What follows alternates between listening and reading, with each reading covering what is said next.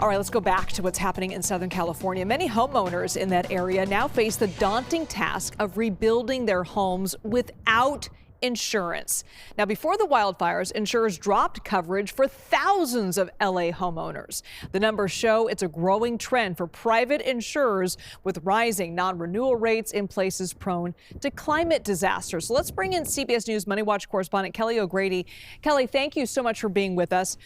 What's next for LA homeowners who were dropped by their home insurance company before these fires? Yeah, this is going to be really, really tough, Liz. This quickly becomes about the financial burden in the post-fire world. Now, I will note there have been a lot of questions about, these people, they might have had mortgages and whatnot. Are they still going to have to pay them?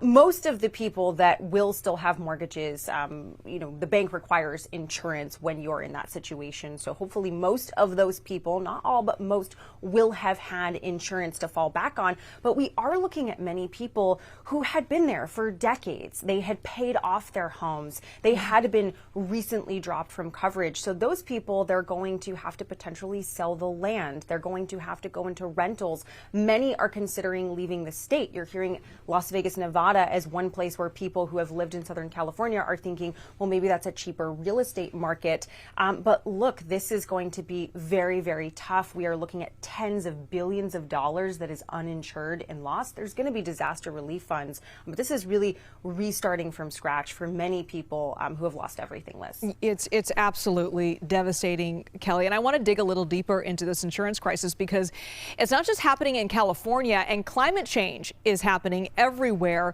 Disasters are driving insurers across the U.S. to drop coverage for homeowners, including in hurricane-prone states like Florida and Louisiana. So what's next for the insurance industry? Liz, I think you're going to see more of these companies either drop coverage or not renew policies or leave these states altogether. I mean, I will go back to California for a second because many of these policies, they weren't renewed. These companies, they left the state altogether because of the wildfire risk, and specifically the state approval process for rate increases when it comes to insurance premiums.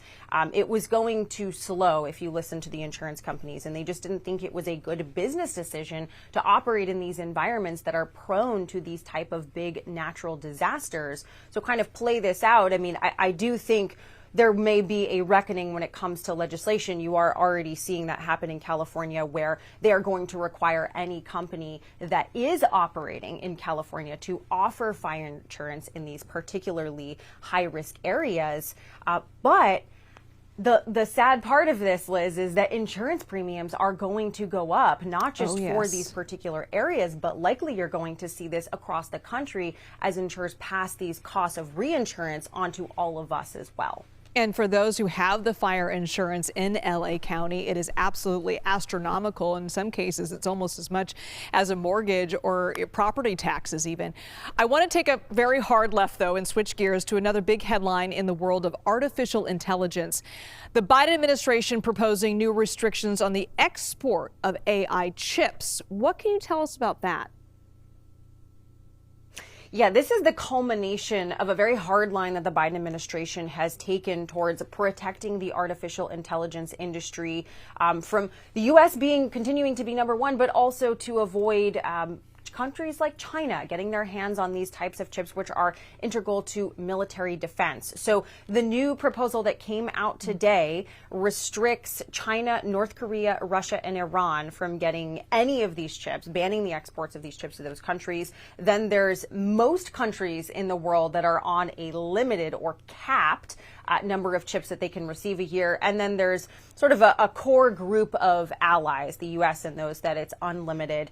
I can tell you, Liz, the tech industry is really pushing back on this. So I'll just give you a couple of quotes. The Semiconductor Industry Association says it's deeply concerned about this. NVIDIA says this is sweeping overreach that would impose bureaucratic control and would do nothing to enhance U.S. security. Of course, these companies, they rely on countries like China and whatnot in terms of a big part of their revenue. So the NVIDIA stock is really taking a hit today. It's down close to 3%. But for the Biden administration, this is really about national security, and then protecting the U.S. as the leader in AI innovation. So we will see how the Trump administration, when it comes in, decides to deal with these types of matters, Liz. All right, Kelly, thank you so much.